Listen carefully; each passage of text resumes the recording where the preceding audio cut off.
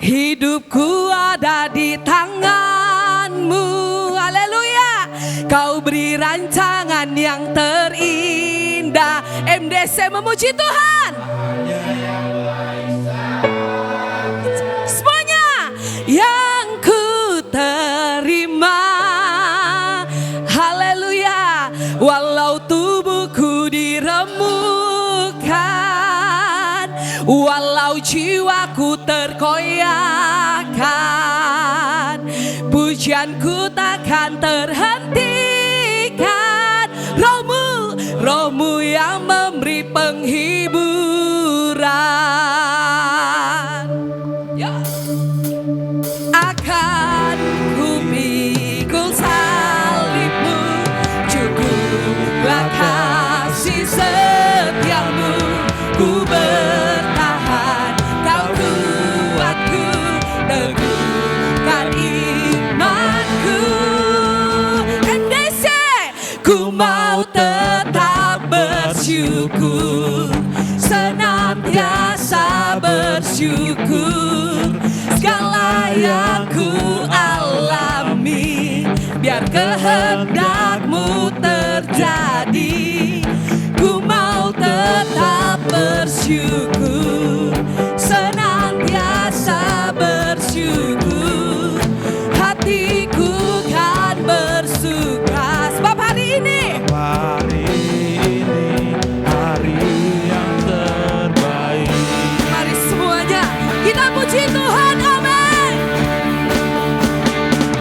Hidupku ada di tangan-Mu. Kau beri rancangan yang terindah. Tak hanya yang baik saja yang ku terima. Walau tubuhku diremukkan, walau jiwaku terkoyakkan, pujianku takkan terhentikan. Roh-Mu yang memberi penghiburan. Akan ku pikul salib-Mu, cukuplah kasih setia-Mu. Ku bertahan, Kau kuatku, teguhkan imanku. Ku mau tetap bersyukur, senantiasa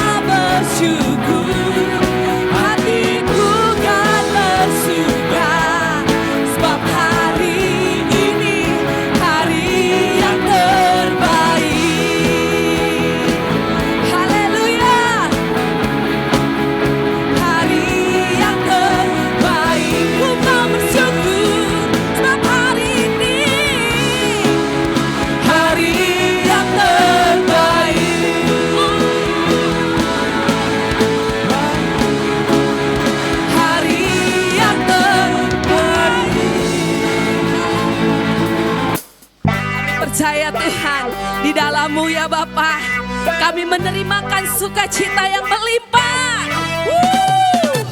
Kami gak mau izinkan ketakutan bersama kami, sebab MDC Tebing Tinggi adalah pemenang. Amin.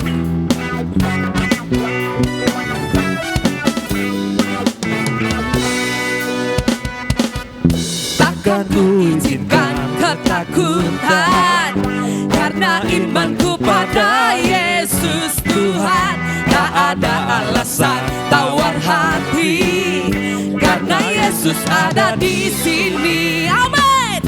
Ku percaya firman Tuhan sanggup menghidupkan dan memberikan semuanya sukacita dalam Tuhan melimpah.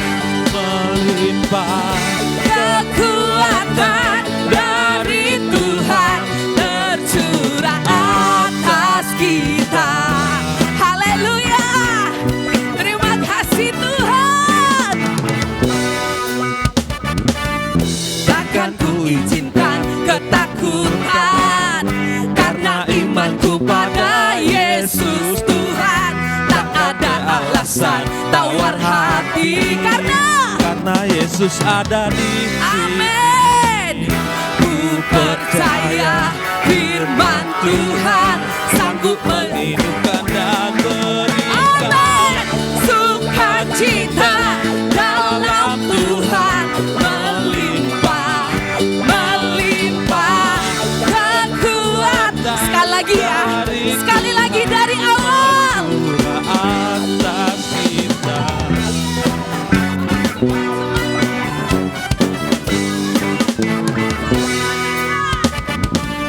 Takkan ku izinkan ketakutan, karena imanku pada Yesus Tuhan.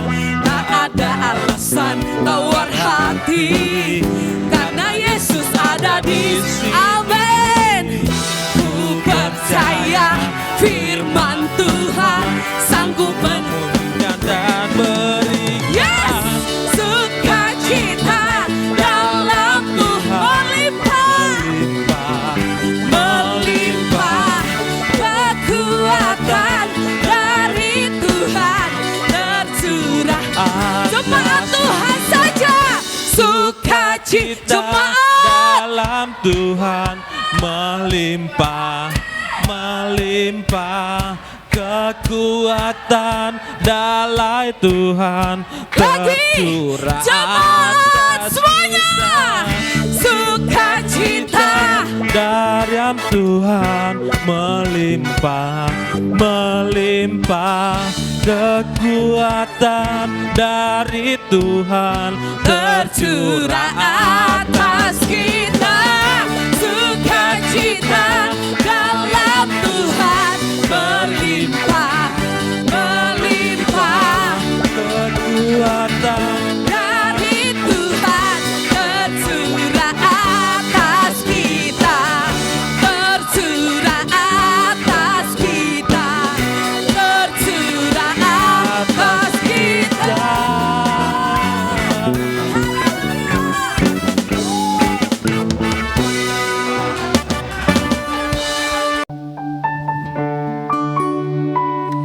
Sungguh indah bersamamu Tuhan. Haleluya, Jesus. Thank you God.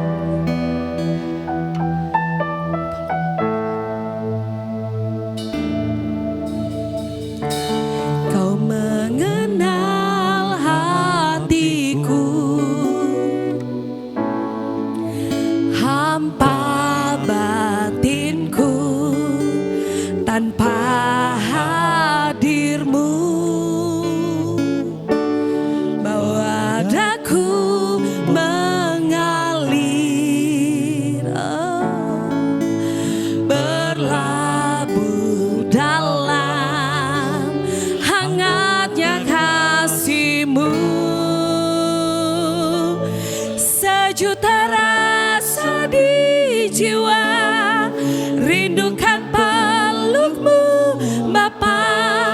Izinkan ku untuk menyembah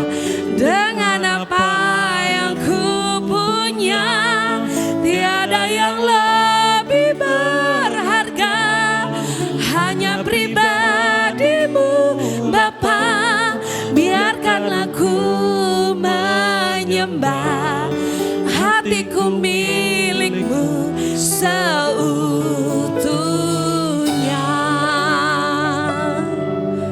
Seutuhnya. Kau mengenal hatiku, amin. Hampa batinku tanpa hadirmu, bawa daku mengalir, berlabuh dalam hangatnya kasih-Mu. Sejuta rasa di jiwa, rindukan peluk-Mu Bapa. Izinkan ku untuk menyembah dengan apa yang ku punya. Tiada yang lebih berharga, hanya pribadi-Mu Bapa. Menyembah, hatiku milik-Mu seutuhnya. Saya undang semua jemaat Tuhan untuk bangkit berdiri. Kau mengenal hatiku, hampa batinku tanpa hadir-Mu, bawa daku mengalir, berlabuh dalam hangatnya kasih-Mu. Sejuta rasa di jiwa, rindukan peluk-Mu Bapa. Izinkan ku menyembah dengan apa yang ku punya. Tiada yang lebih berharga, hanya pribadi-Mu Bapa. Biarkanlah ku menyembah, hatiku milik-Mu seutuhnya.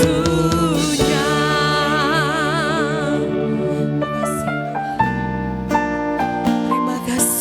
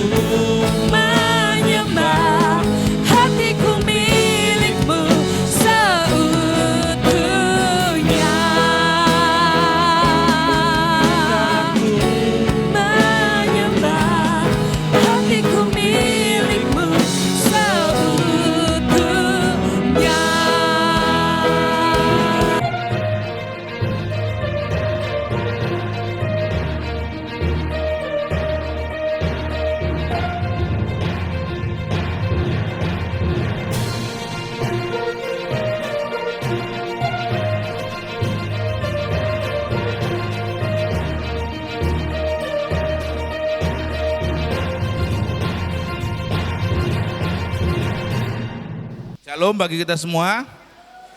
Apa kabarnya?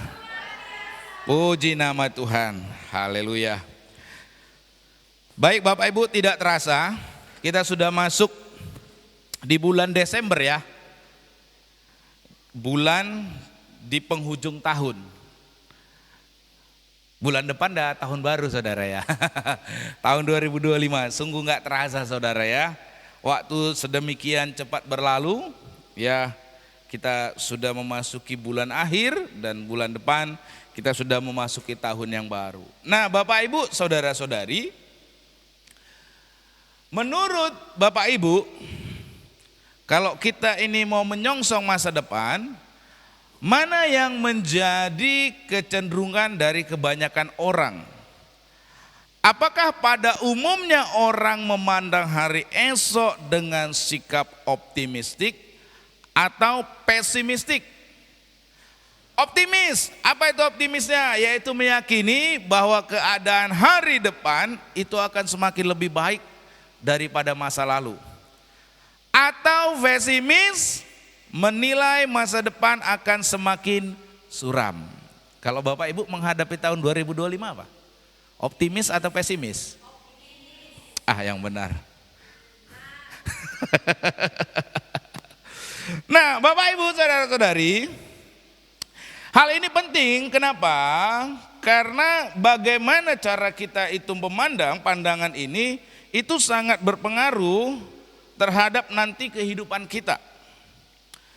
Menurut Pew Research Center, sebuah lembaga penelitian sosial yang sangat berbobot di Amerika Serikat, di dalam laporannya yang berjudul Worries About Life in 2025 atau kekhawatiran tentang kehidupan di tahun 2025, ternyata kalau orang punya sikap optimistik, sikap optimis, itu berdampak positif terhadap kesehatan mental dan jasmani, motivasinya meningkat, dan dia membuahkan relasi yang sehat di dalam masyarakat. Ini orang kalau menyongsong sesuatu itu dengan sikap optimistik. Ya. Nah, sikap pesimistik sebaliknya, ya itu akan menghasilkan dampak yang sebaliknya, yaitu apa? Menurunnya kesehatan. Nah, hati-hati ini yang suka pesimis dalam hidupnya ya kan. Kesehatannya menurun. Yang kemudian merosotnya produktivitas. Mulai agak malas, mulai agak tidak semangat mengerjakan sesuatu, mulai mengurangi sesuatu yang harusnya dikerjakan. Dan kemudian orang yang hidup dalam sikap pesimis itu akan berkurang keterlibatan sosialnya di dalam komunitas. Iya sih, memang kalau orang udah pesimistik itu biasa cenderung dia menarik diri kan, karena dia melihat segala sesuatu dengan sikap pesimis. Nah Bapak Ibu saudara-saudari, nah yang perlu diperhatikan dari apa yang disampaikan dalam laporan Pew Research ini, ternyata di Amerika, negara yang maju ini, ternyata mereka menatap masa depan dengan pandangan yang suram. Dan ternyata mereka menilai masa depan itu akan semakin suram, masa lalu itu jauh lebih positif. Menurut Ipsos, sebuah lembaga riset dan konsultasi pasar global yang berpusat di Prancis, mengapa sih orang-orang di Amerika itu kok melihat masa depan itu suram? Ya, masa lalu itu lebih baik. Ternyata karena barang-barang kebutuhan pokok di Amerika itu melonjak sedemikian rupa. Sampai-sampai waktu Menteri Keuangan Sri Mulyani kan ke Amerika, dia itu mengeluh kok fast food kok semakin mahal di Amerika.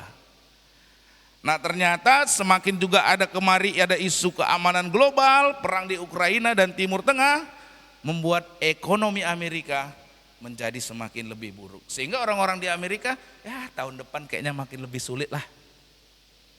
Lebih enak tahun lalu. Wah, ada itu sampean meme ya kan. Meme-meme orang kirim penak zamanku toh. Maksudnya lebih enak zaman Soeharto ketimbang masa depan yang akan nanti lebih mahal, lebih sulit. Ya. Nah, bagaimana kalau orang Indonesia memandang masa depan?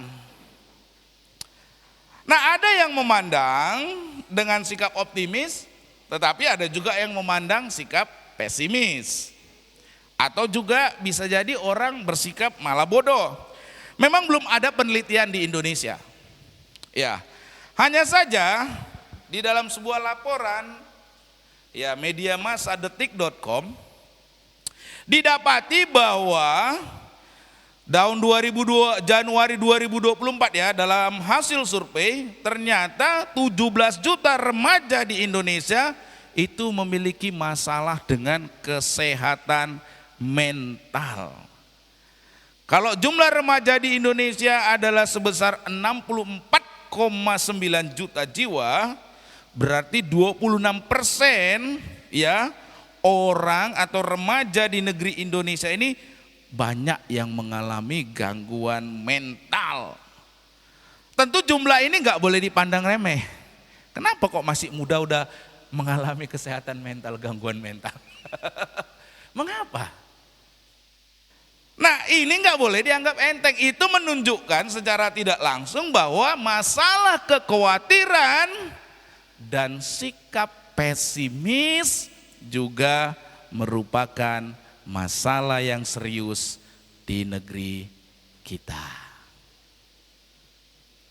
Nah, oleh karenanya itu Bapak Ibu Saudara-saudari, atas dasar itu ya, maka pesan yang Allah sampaikan secara berulang-ulang melalui para malaikat di sekitar peristiwa kelahiran Yesus Kristus itu, ini sangatlah penting dan relevan dengan keadaan kita di hari-hari ini. Apa itu pesannya? Pesan yang berulang-ulang berbunyi, jangan takut. Katakan kanan kiri saudara, jangan takut. Jangan takut. Do not be afraid. Kalau saudara saat ini khawatir akan masa depan dan perasaan pesimis sedang menguasai kehidupan saudara, ingat pesan dari Tuhan ini. Jangan takut. Do not be afraid. Nah, perlu kita pahami kalau Tuhan ngomong jangan takut, tentu hal itu bukanlah sekedar kata-kata basa-basi. Tetapi setiap pesan Tuhan, kalau dia katakan jangan takut, ya sebagaimana nanti di sepanjang bulan ini kita pelajari pesan Tuhan berulang kali, kata jangan takut ya, itu menunjukkan satu pesan bahwa Tuhan itu berbicara tidak asal berbicara. Kalau ngomong jangan takut itu bukan asbun, bukan asal bunyi, bukan hanya sekedar kata-kata. Tetapi apa yang Tuhan sampaikan dengan kata jangan takut itu, ya Tuhan punya maksud, janjinya itu dapat dipercaya. Bukan kayak DPR, jangan takut ya pilih saya, nanti ini. Ya, udah jadi, ya, lupa dia. Tuhan gak seperti itu Bapak Ibu Saudara-saudari ya. Tuhan kalau dia berbicara, dia menyampaikan janji, bukan seperti iklan yang menggiurkan di awal, tetapi kemudian dilupakan. Tidak. Ketika Tuhan berjanji, janjinya dapat diandalkan, kebenaran dari firman-Nya tidak perlu kita ragukan. Nah, untuk melihat hal ini, kita akan belajar pesan jangan takut yang pertama, yakni yang disampaikan Allah melalui malaikat Gabriel di dalam rangkaian peristiwa ya di sekitar kelahiran Yesus. Pesan jangan takut ini Allah sampaikan melalui malaikatnya Gabriel kepada seorang imam yang bernama Zakaria di kota Yerusalem sekitar 15 bulan sebelum Yesus dilahirkan.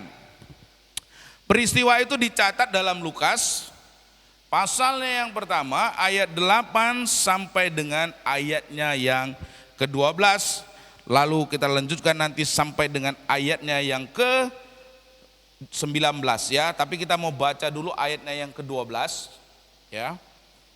Saya undang kita semua bangkit berdiri, kita mau baca firman Tuhan. Saya undang kita semua bangkit berdiri. Jangan malas ya saudara, kalau bagi sembako cepat berdiri. Firman Tuhan, saya mengajak saudara baca ayat 8, nanti ayat 9, begitu terus bergantian. Ayat 8 saudara, 1, 2, 3, ya.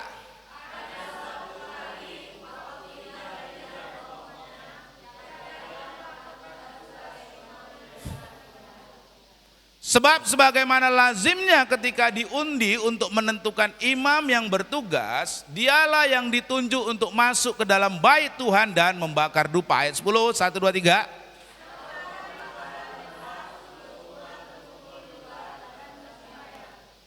Lalu tampaklah kepada Zakaria seorang malaikat Tuhan berdiri di sebelah kanan mezbah pembakaran dupa. Ayat 12, 1, 2, 3, ya.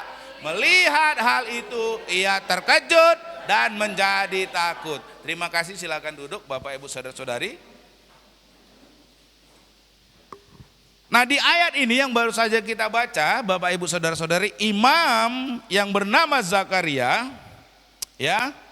Kalau kita baca di ayatnya yang ke-5 sampai dengan ayat yang ke-7, nanti saudara bisa baca di rumah tentang siapakah Zakaria ini. Zakaria ini dia mempunyai seorang istri yang bernama Elisabet. Dan mereka berdua ini, Zakaria dan Elisabet ini, suami istri ini, mereka adalah pasangan suami istri yang hidup benar di hadapan Allah. Mereka menaati segala perintah Tuhan tanpa celah. Hanya saja di ayat yang ke-7, nanti kalau saudara baca di rumah, di sana disampaikan, diceritakan bahwa Zakaria dan Elisabet kurang lebih sama seperti saya. Belum mempunyai keturunan. Bukan hanya itu saudara, ya, kalau kita baca di ayat-ayat tersebut, selain Elisabet itu dikatakan mandul, Elisabet juga dikatakan sudah berusia lanjut. Jadi udah mandul, berusia lanjut, jadi sangatlah sulit atau bisa dikatakan mustahil untuk mempunyai keturunan, untuk mempunyai anak.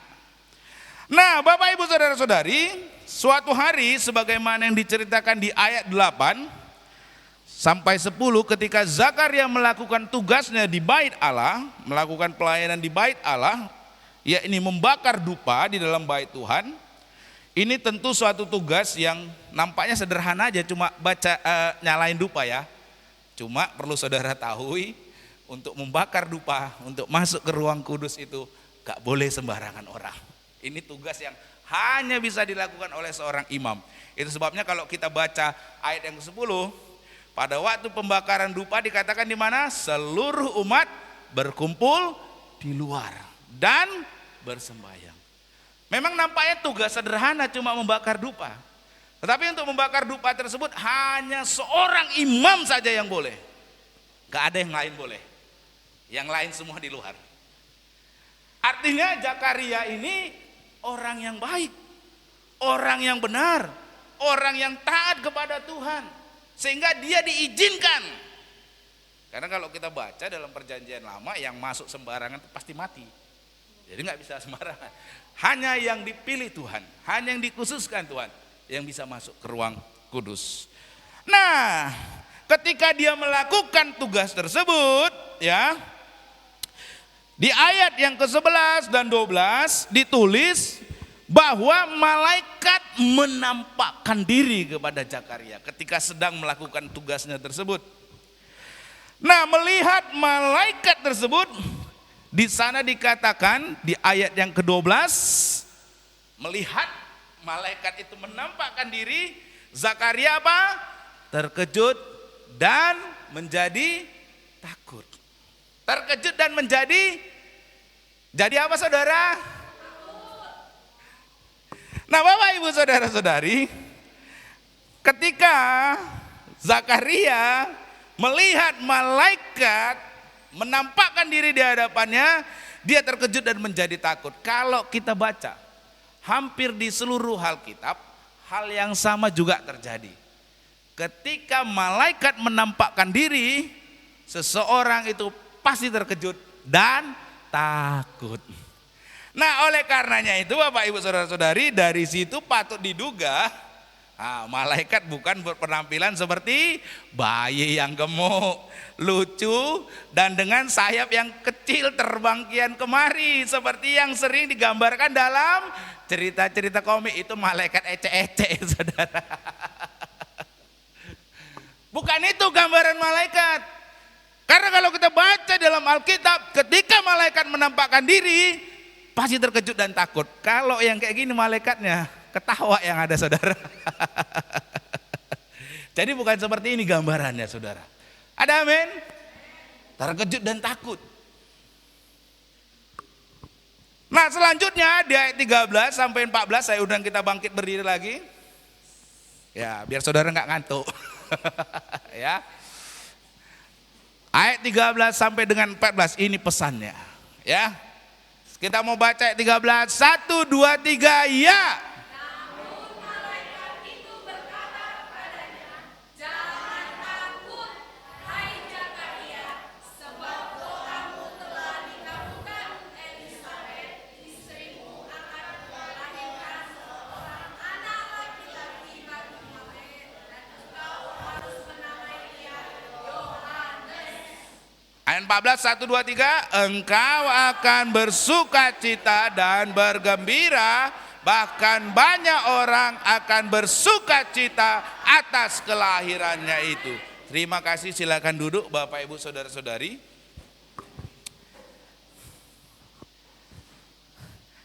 Saudara lihat tadi kalimat yang pertama yang diucapkan malaikat kepada Zakaria apa? Ketika habis malaikat itu menampakkan diri, Zakaria terkejut, takut. Apa kalimat pertama yang disampaikan malaikat?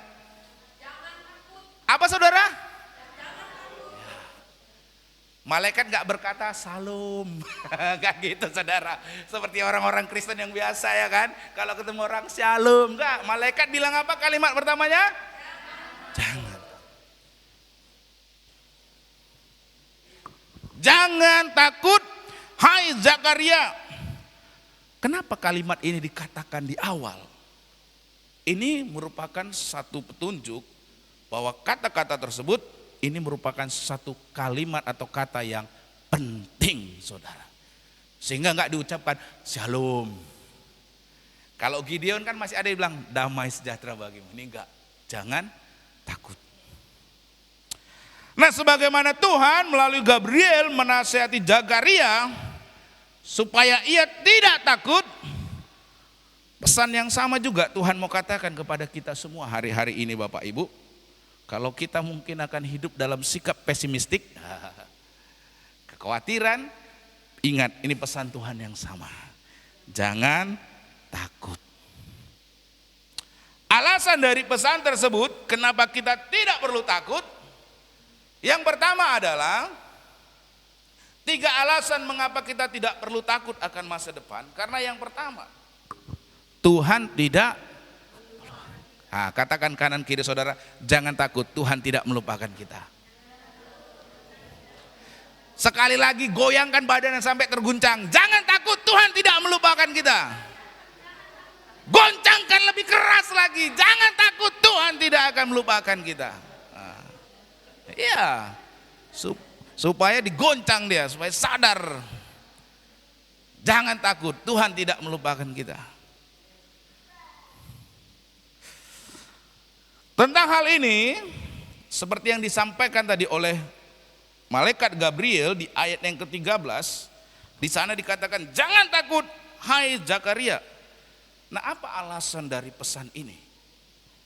Mengapa malaikat Gabriel itu sebagaimana dikatakan di ayat 12 tadi, ayat 13 tadi, mengatakan jangan takut? Apakah karena tadi di ayat 12 begitu Zakaria melihat malaikat itu terkejut dan takut, oh jadi malaikatnya bilang jangan takut? No, bukan itu alasannya Bapak Ibu Saudara-saudari. Nah, untuk menjawab pertanyaan ini, Mari kita lihat kembali ya di ayat yang ke-13 tadi. Di ayat yang ke-13 tadi ya, di sana malaikat Gabriel berkata, jangan takut.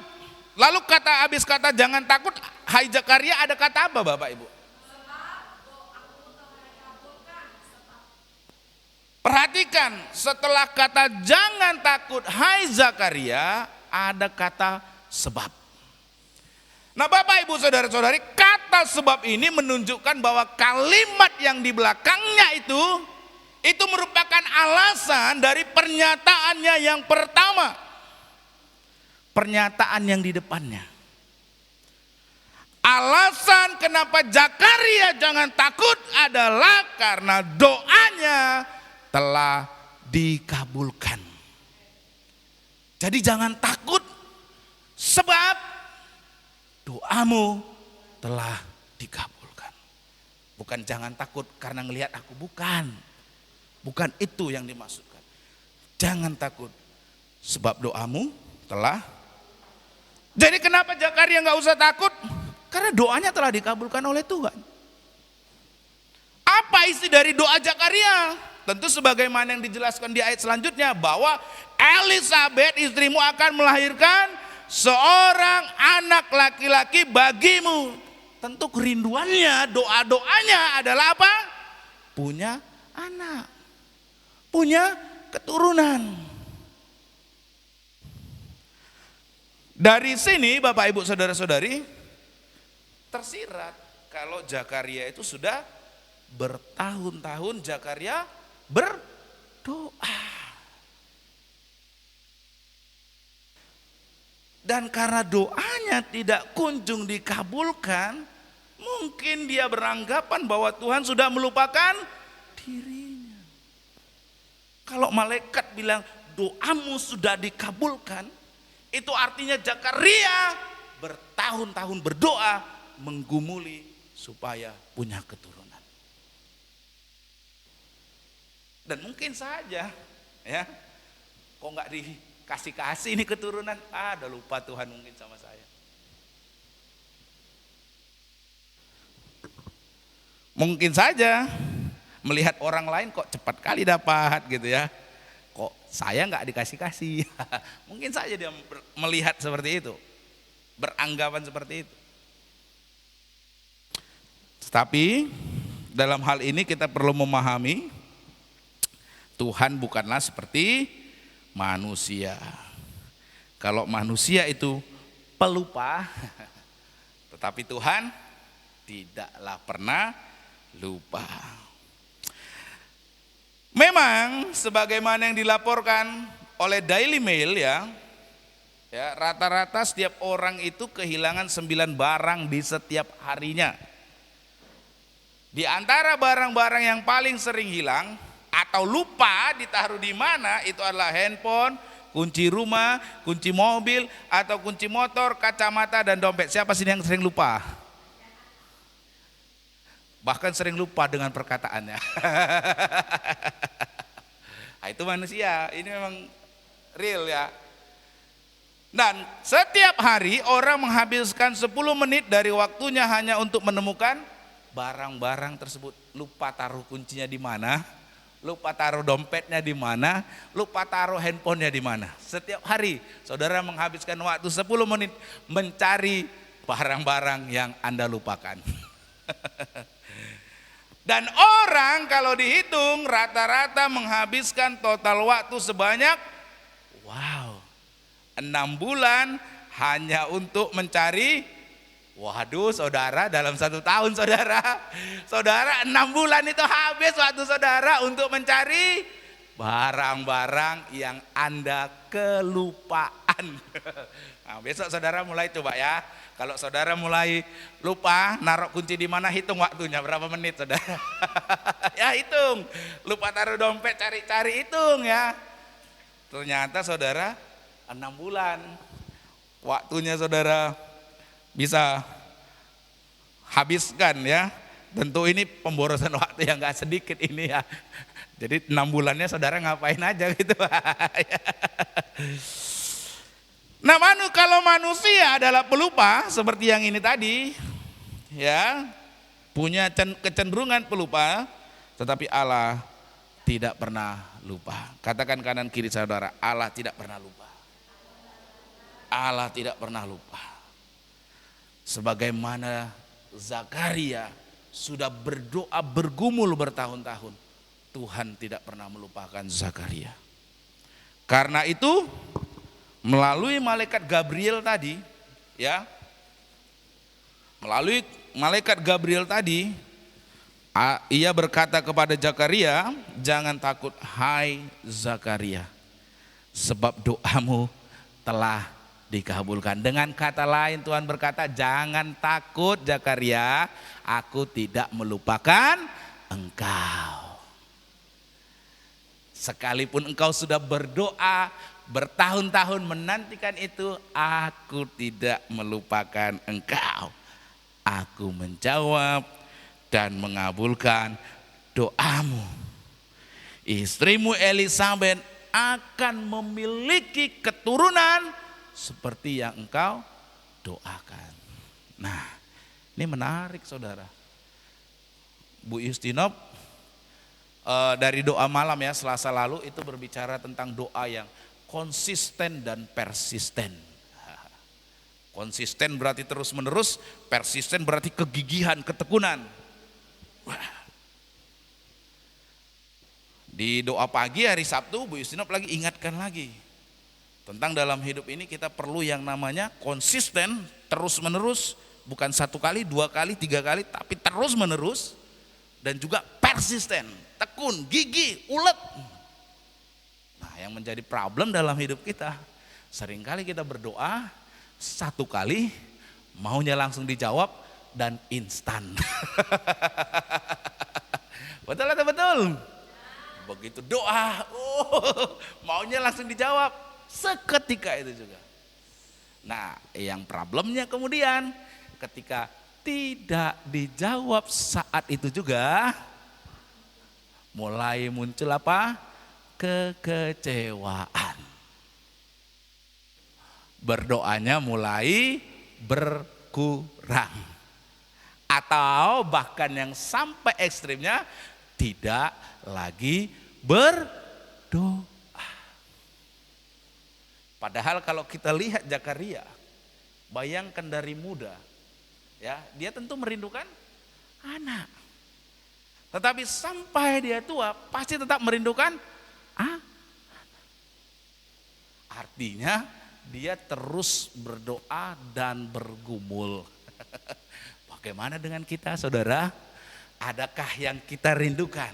Adakah yang kita gumulkan? Sudah berhenti dari hari sekarang kita doakan, atau masih kita terus doakan karena kita ingat Tuhan tidak pernah Ada amin? Saudara masih berdoa? Boleh lambaikan tangannya? Masih konsisten berdoa? Masih persisten berdoa? Yes. Ingat, Tuhan tidak pernah lupa.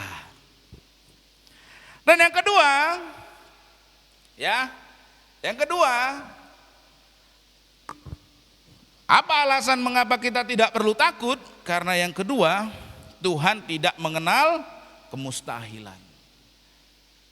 Jadi saudara tidak perlu takut, tidak perlu berhenti terus, karena Tuhan tidak melupakanmu. Yang kedua, Anda terus berdoa, Anda terus datang kepada Tuhan, Anda tidak memiliki ketakutan lagi, karena Tuhan tidak mengenal kemustahilan.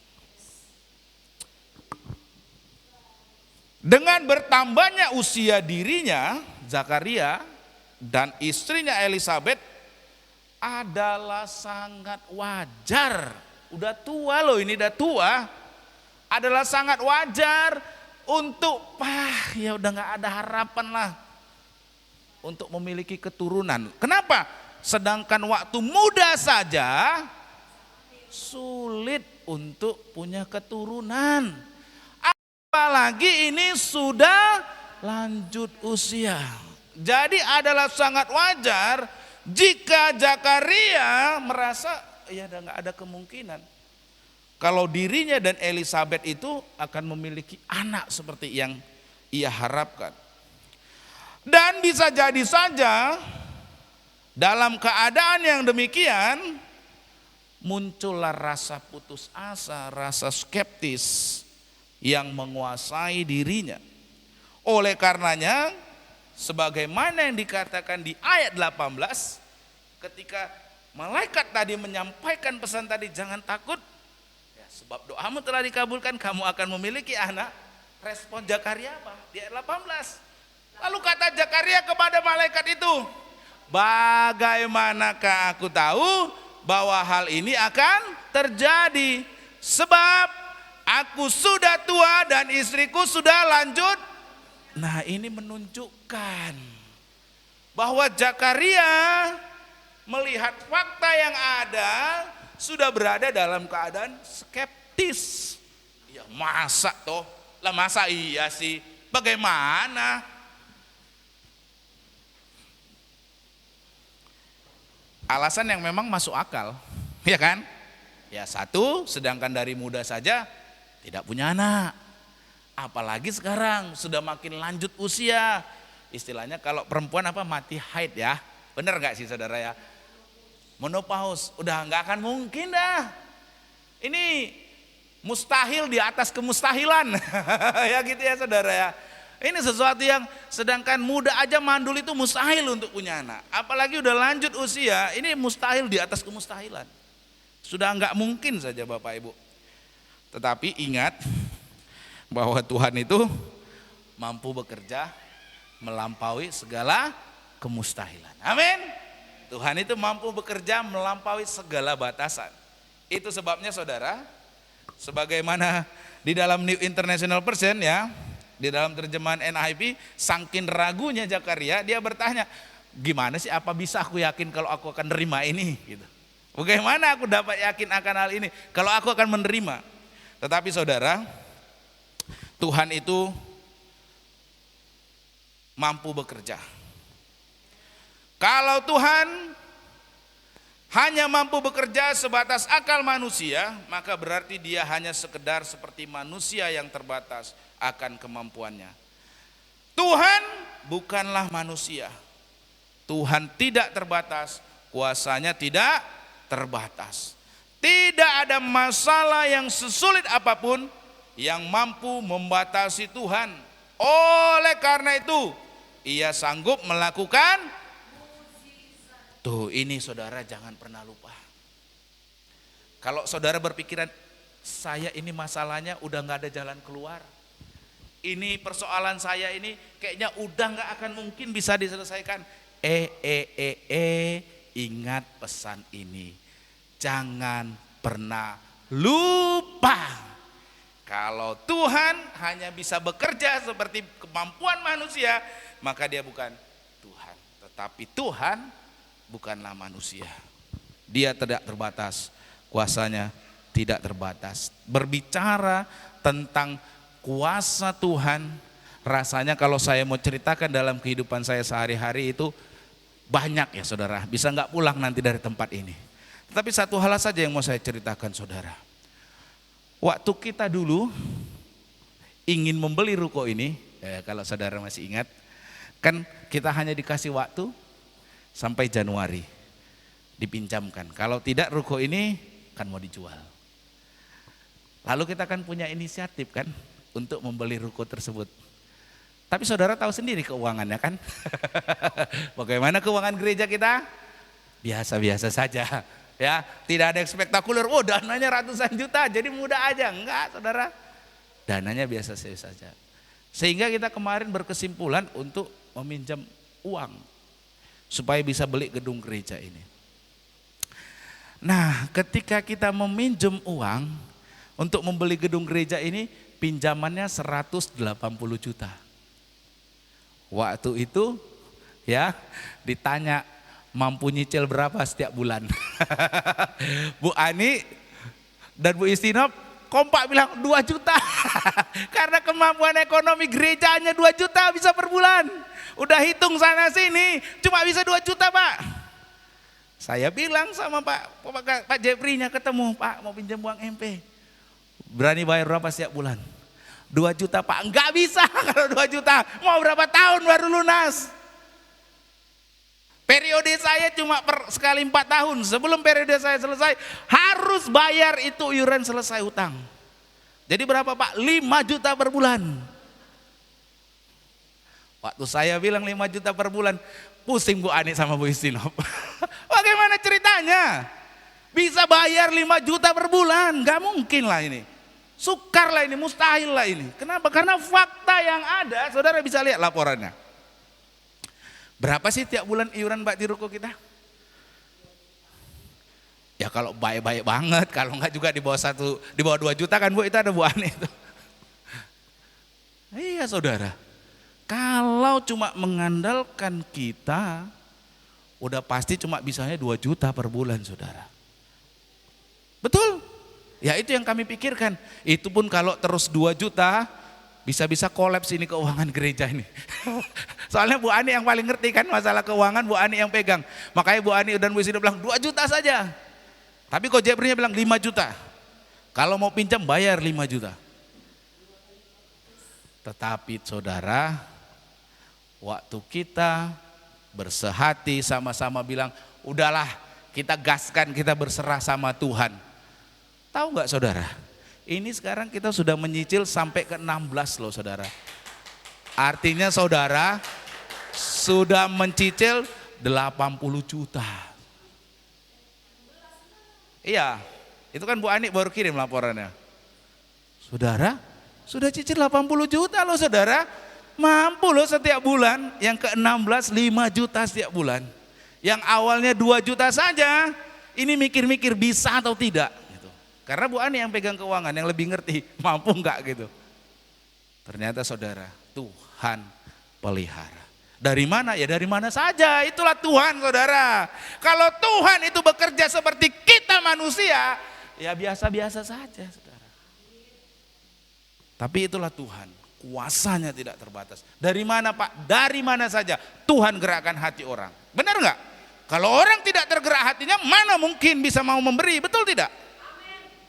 Ya, orang kaya di sana, luar sana banyak sekali. Permasalahannya mau memberi enggak? Itu saudara. Bukan masalah banyak orang atau tidak, banyak. Tapi yang memberi itu karena Tuhan yang jamah. Betul. Kalau Tuhan tidak jamah, mau berapapun banyak hartanya, ya tidak akan mau berikan. Tetapi saudara, saya makanya terkagum-kagum ya. Saya suka cerita Bu Isno, ajaib kali ya. Ini dari mana aja ini uangnya ini? Kok bisa ya? Kok bisa setiap bulan itu bayar ya? Sampai dengan hari ini 80 juta. Dan saya terakhir cek sisa kas ada 60-puluhan juta lagi ya Bu ya. Berarti kita nggak akan sampai selesai ini, bisa selesai ini rukonya. Nggak akan pernah menunda ini saudara. Padahal ya berikan tepuk tangan dulu sama Tuhan saudara ya. Padahal saya berpikir kemarin ya sekali-sekali nanti tundalah. Kalau nggak mampu setiap bulan 5 juta paling tinggal telepon Pak, mohon maaf ya tunda dulu bulan depan. Ternyata sampai hari ini saudara, sampai detik ini, sampai hari ini itu Bu Ani yang megang laporan keuangan, yang megang transfer selalu. Bu, pernah nggak kita menunda Bu? Tidak pernah satu kali pun saudara. Satu kali pun tidak pernah menunda saudara. Anda bayangkan, berikan tepuk tangan bagi Tuhan dulu saudara. Ya, tak pernah menunda. Dan kalau dulu sampai sekarang kita tidak menunda, dari sekarang sampai nanti selesai juga kita tidak akan menunda. Kenapa? Karena tiada yang mustahil bagi Tuhan. Amin. Yes. Tuhan tidak mengenal kemustahilan. Itu kesaksian saya. Itu luar biasa. Wah, Tuhan terima kasih. Thanks God. Yang ketiga, jangan takut. Jangan takut, Tuhan tidak melupakan. Jangan takut, Tuhan tidak mengenal kemustahilan. Yang ketiga, jangan takut. Sebab Tuhan selalu bekerja tepat. Nah, itu. Ini. Ingat, bukan waktu kita. Tapi waktunya Tuhan. Nah memang bisa jadi, nah ini seringkali jadwal waktu Tuhan itu berbeda dengan keinginan kita. Namun yang pasti Tuhan tidak pernah terlambat di dalam bekerja. Ada satu lagu pujian yang saya suka nyanyinya begini. Waktu Tuhan pasti yang terbaik, walau kadang tak mudah ya itu saudara. Itu saudara, waktu Tuhan itu tak mudah dimengerti. Ya kan? Kalau waktu kita itu kan maunya yang ini. Tapi Tuhan enggak seperti itu, saudara. Tetapi yang percayalah bahwa Tuhan tidak pernah terlambat. Ia selalu bekerja tepat pada waktunya sesuai dengan rencananya yang sempurna. Sehingga kalaupun dalam konteks ini Zakaria dan Elisabet harus menunggu selama bertahun-tahun. Tetapi harapan dan doa mereka terwujud dan semuanya Tuhan sudah kerjakan dan Tuhan tidak terlambat. Katakan amin. Tuhan tidak terlambat. Oleh karena itu Bapak Ibu Saudara-saudari, menanggapi pertanyaan Zakaria tadi di ayat 18 yang dimana ia mengemukakan pandangannya bahwa mungkin bagi Zakaria, wah udah terlambat lah ini, udah ya usianya udah lanjut, usianya sudah tua, ya mana mungkin lagi bisa punya keturunan. Nah di ayat 19 ya, Gabriel berkata, akulah Gabriel yang berdiri di hadapan Allah. Aku telah diutus untuk berbicara kepadamu dan menyampaikan kabar baik ini kepadamu. Artinya Gabriel berkata, Zakaria, Allah yang mengutus aku untuk menyampaikan kabar baik ini. Allah yang mengutus aku adalah Allah yang pribadi yang sanggup mewujudkan janjinya. Sehingga tidak ada kata terlambat. Katakan kanan kiri saudara, di dalam Tuhan tidak ada kata terlambat. Tidak ada kata terlambat saudara.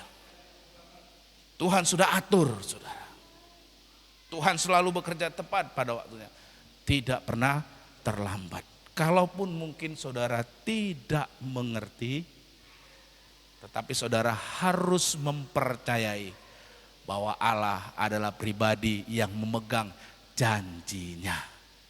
Dan ia adalah pribadi yang tidak pernah terlambat. Kalau manusia kan seringkali, aduh, tahu gitu, aduh, terlambat saya. Itu manusia saudara. Kalau Tuhan gak bilang, tahu gitu, aduh maaf saya terlambat. Tuhan gak seperti itu saudara. Di dalam Tuhan tidak ada kata terlambat. Dia adalah Allah yang pribadi penuh dengan kasih.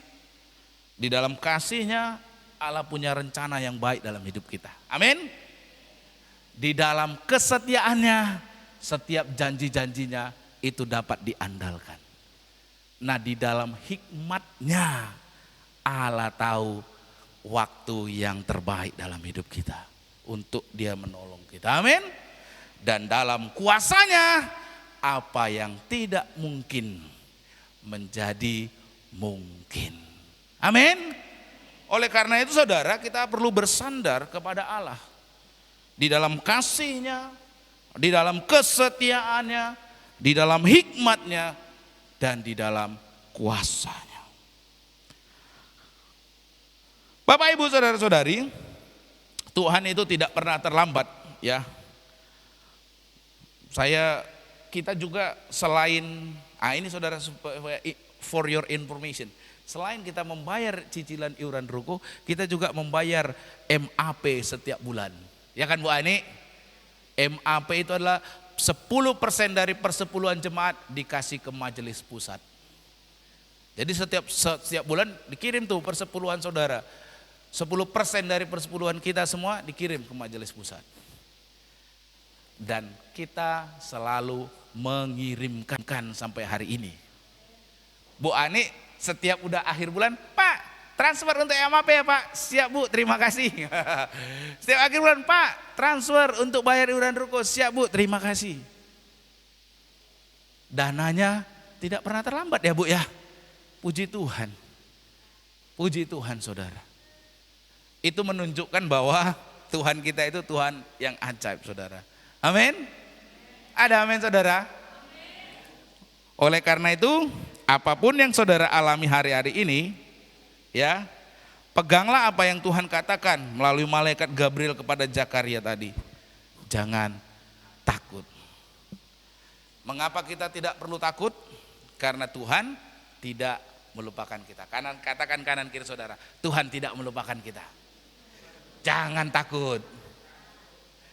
Tuhan tidak mengenal kemustahilan. Katakan kanan kiri saudara, Tuhan tidak mengenal kemustahilan. Jangan takut. Tuhan selalu bekerja tepat pada waktunya.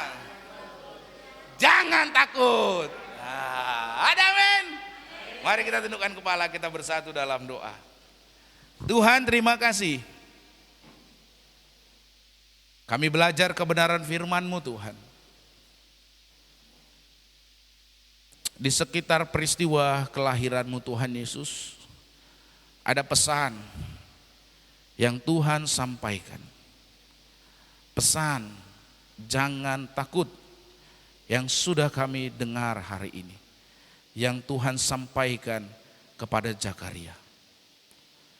Melalui pesan tersebut kami belajar bahwa Allah tidak pernah melupakan kami. Melalui pesan jangan takut, kami belajar bahwa Tuhan tidak mengenal kemustahilan. Di dalam pesan jangan takut, kami belajar bahwa Tuhan selalu bekerja tepat pada waktunya. Tuhan, kami tidak tahu apa yang akan terjadi di hari esok, di hari yang depan akan datang. Tapi nasihat pesan ini biarlah tertanam dengan sungguh-sungguh dalam hidup kami. Untuk kami tidak takut. Apapun keadaan, apapun yang akan terjadi di depan, kami tidak takut. Karena Tuhan kami tidak pernah melupakan kami. Karena Tuhan kami kuasanya melampaui segala kemustahilan. Karena Tuhan kami tahu waktu yang terbaik di dalam kehidupan kami. Tuhan, Kau tidak pernah terlambat. Kau selalu bekerja tepat pada waktunya. Terima kasih Tuhan. Terima kasih pesan yang sangat luar biasa yang kami boleh dengar pagi hari ini. Untuk tidak takut. Tidak takut. Karena Engkau pribadi yang kasih, kesetiaan, hikmat, dan kuasanya tidak terbatas. Terima kasih Tuhan. Terima kasih pesan ini, pesan yang sangat luar biasa. Biar pesan ini juga yang menjadi landasan, fondasi dalam hidup kami. Kami terus berjalan menatap hari esok di dalam kekuatan nasihat firman. Oh, terima kasih Tuhan, terima kasih.